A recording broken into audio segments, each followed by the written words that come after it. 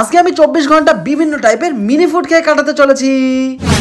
চলো ভাই দেখো अब मैं क्या करता हूं। দিনের শুরুটা করব মিওমরের একটি স্পেশাল মিনি ফুড দিয়ে। কিন্তু তোমরা অনেকেই জিজ্ঞাসা করতে পারো যে এভাবে কেন ভিডিও করছি। বেসিক্যালি কিছুদিন আগে মিওমরের এই ব্রাঞ্চে আমাদের সাথে একটু ক্যাচাল হয়ে গেছিল, তার জন্য ভিডিও করাটা এখানে আমাদের জন্য অ্যালাউ না। তো মিওমর থেকে নিয়ে চলে এসেছিলাম একটি মিনি বার্গার, আর যেটা মিলি তো এক গালেই পুরো দিচ্ছিল। আমি তো ভাবলাম লাস্টে মেবি আমাকে দেবে, আমি হাও করেছি কিন্তু আমাকে দিল না। কি শয়তান বলো তো।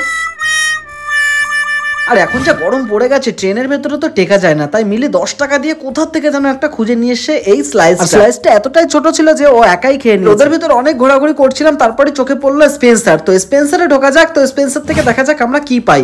তো স্পেন্সার থেকে আমরা সব থেকে লোয়েস্ট 5 টাকা দামের একটা মাঞ্চ আমরা পেয়ে গেছিলাম। আর এই মাঞ্চ ক্যাডবেরিটা তো আমার কেরো আঙুলের থেকেও ছোট ছিল।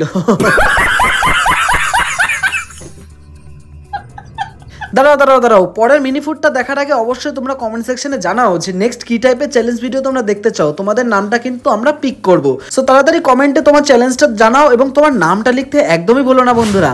যাই হোক, নেক্সট আমরা ঘুরতে চলে এসেছিলাম একটা মিষ্টির দোকানে, যেখান থেকে ছোট্ট গোলাপ জামুন আমরা পেয়ে গেছিলাম। এত ছোট গোলাপ জামুন আমি কখনো খাইনি। হ্যাঁ, এই ভিডিও লাইক এম থাকছে 500, সো তাড়াতাড়ি লাইক করে দাও বন্ধুরা। আর হ্যাঁ, নেক্সট ছিল hotdog roll, mini hotdog roll, যেটা স্কেল দিয়ে মাপা হবে এখন।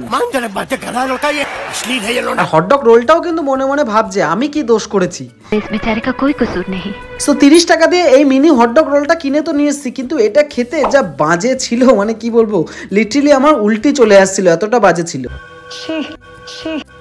আর রাতে শুয়ে চেয়ারে বসে অনেকক্ষণ ধরে ভাবছি যে রাতে কি দেখানো যায় মিনি ফুড। তো আইডিয়া চলে এসেছে একটা, তো চলো তাড়াতাড়ি বানিয়ে নিয়ে আসি। দেখো রাতে আমি বানিয়ে নিয়ে এসেছিলাম আমার জন্য মিনি রুটি। कैसा लगा मेरा मजाक? তো এদিকে আমি মিনি রুটিটা খেতে লাগি, ততক্ষণে তোমরা ভিডিওটাকে লাইক কমেন্ট শেয়ার করতে পারো। এছাড়াও খুব ভালো লাগলে চ্যানেলটিকে সাবস্ক্রাইব করে রাখতে পারো। So thank you for watching guys.